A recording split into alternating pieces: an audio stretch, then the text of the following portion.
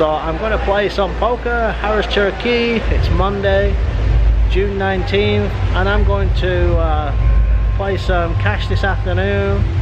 Then I'm going to eat, and then I'm going to go back and play that tournament or play some more cash. So I'm going to record a few hands and see if I can win or see if I lose. I'm hoping to win.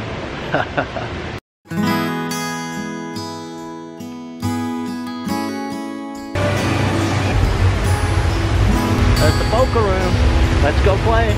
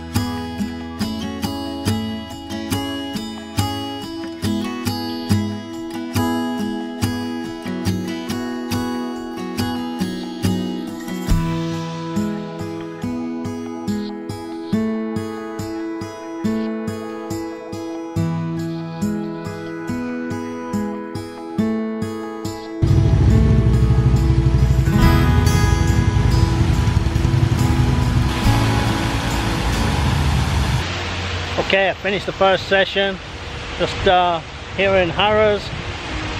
Won $15. Not very much, better than losing.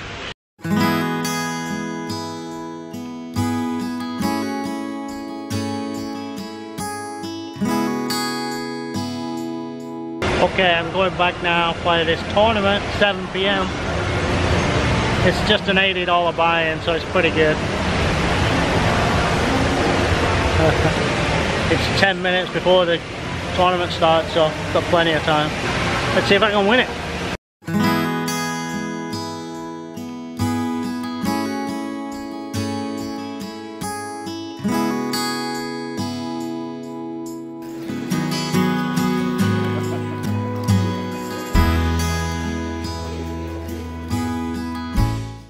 Listen, this is John. She's a follower of the blog, and we're outside the Harrahs Cherokee poker room, and she wants to say hi. Hey there, I did really good tonight, and Pond Boy Tony is a lot of fun and fantastic. Alright, well, thank you for watching the vlog. See you next time. Cheers.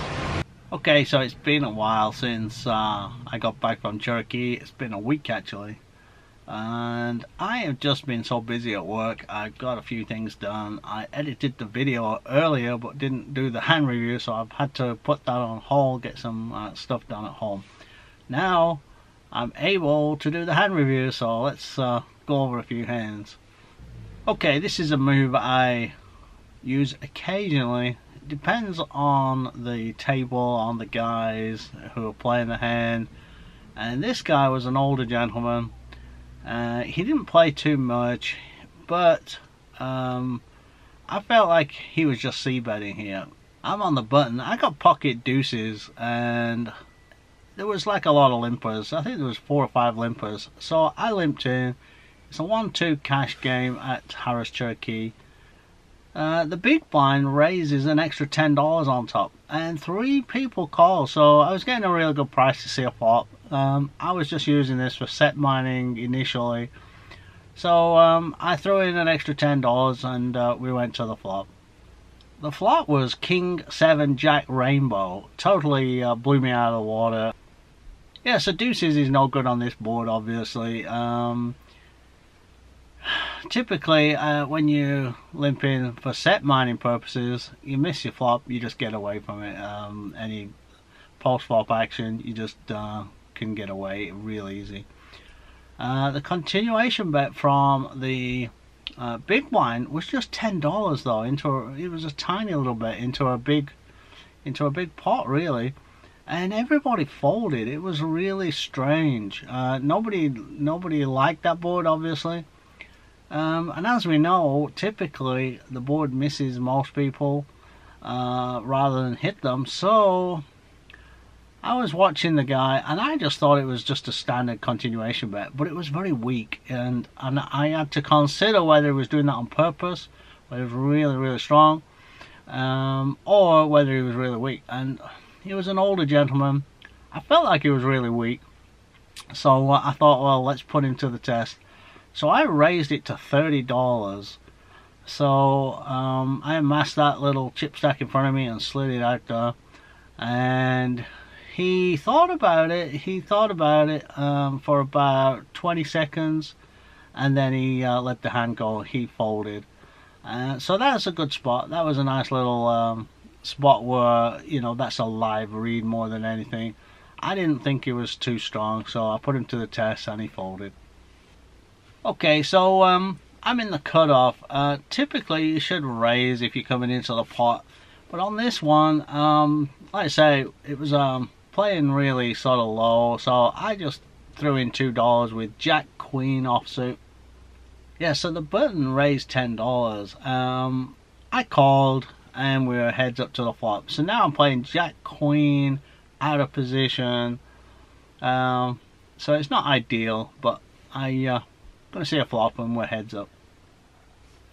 And the flop was King 10-5. So I flopped pretty good. It was really good for my range. I flopped open-ended, and so I'm going to continue on this flop on most boards unless the betting gets really big. I check called just a $10 bet from the button. Again, people was very passive. There wasn't any huge bets being put out there. So for $10, I'm seeing a turn, no problem. The turn improved me a little bit. It was a jack, so I checked it, and he checked behind, so I felt like at least I got some showdown value, and let's see a river. It might hit my straight, who knows. And the river card was a 9, so I've made a straight. I'm really happy there. I bet $25 into the pot as a value bet, hoping that he had something. I wasn't too hopeful after he checked the turn, but he folded, so took down a nice little one there. I was running pretty good that first session, but every pot I won in the first session was pretty small like that. There was no big pots that I got involved with. They were all, when I won, it was just really small. Anyway, that's just a few sort of selection from the hands. Later on, I played some cash game after that tournament, and didn't run very good there. I had a few nice hands, starting hands I got involved with, but didn't run too good. Lost a couple of $100, moved table a couple of times, and just sort of petered out. At the end of the night, I got it back a little bit. I was down. I was stuck about 300 at one point. I got it back to just a couple of hundred, but later on there was a couple of guys who had been drinking and you know, splashing the money about, so I wanted to get involved with those guys.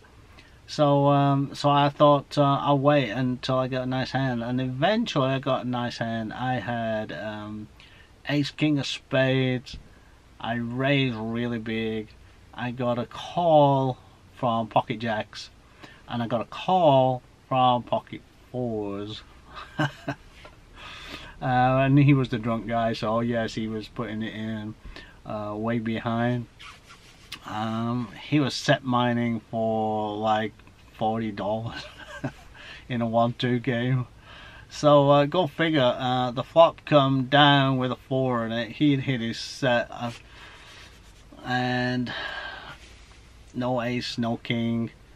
They went check check. I have position. I made a nice C bet of $50, and the jacks called and the the set of fours raised it up to 100. I got the message, I got out of the way, the jack went all in for not very much less, I think, and that was the type of running good or bad that was happening at the table. So unfortunately, instead of winning that one, I lost that one. I got the message and I thought it was time to get off the table and go to bed, so that's exactly what I did.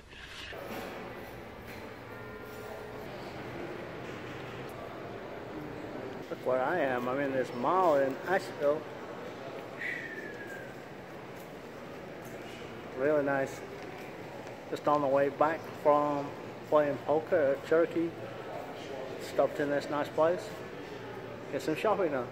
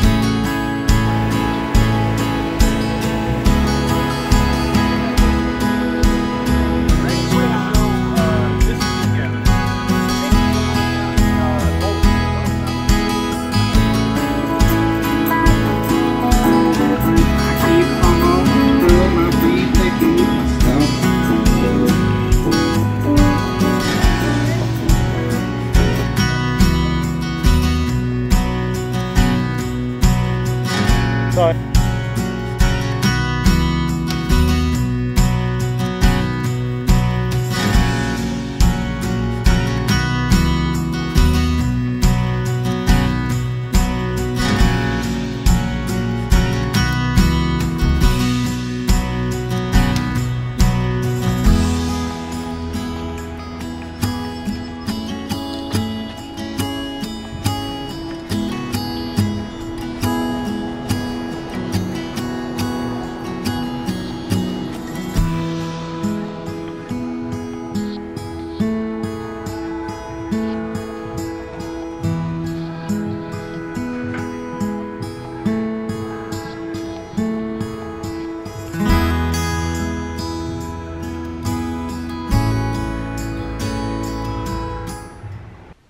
Anyway, hope you like this one, and Cherokee is always a challenge. I'll be back there again soon, I'm sure. For now, I'm back in my hometown playing some home games. Won the last couple of games I've played, so that's going well right now. But you can't beat the buzz of a real poker room, and I'll be back there soon. So thanks for watching. See you next time. Cheers.